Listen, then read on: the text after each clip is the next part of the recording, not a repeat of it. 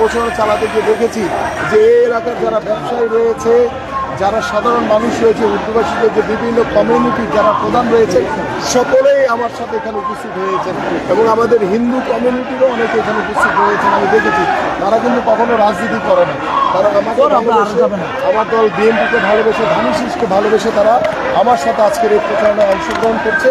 এবং আমার এই এলাকার সবচেয়ে বড় যেটি আমার এলাকার মানুষের জন্য যে পরিকল্পনা, সেটা হচ্ছে আমি যেখানে দাঁড়িয়ে আছি তার সামনে রয়েছে ক্যাম্প এবং এখানে দীর্ঘদিন ধরে এই উর্দুভাষীরা তারা বসবাস করছে এবং আমাদের এখানে বেনারসি পল্লীতে তাঁতিদের একটি বৃহৎ জনগোষ্ঠী রয়েছে। আল্লাহ যদি আমাকে কবুল করে, আমরা এই মানুষগুলোকে স্থায়ীভাবে পুনর্বাসন করতে চাই। আমার ইতিমধ্যে পরিকল্পনা এবং আমার মাননীয় চেয়ারম্যান জনাব তারেক রহমানের সাথে এই বিষয়টি নিয়ে কথা হয়েছে। ইনশাআল্লাহ আগামী 12ই ফেব্রুয়ারি ত্রয়োদশ জাতীয় সংসদ নির্বাচনে আমরা নির্বাচিত হলে আমি আমার এই এলাকা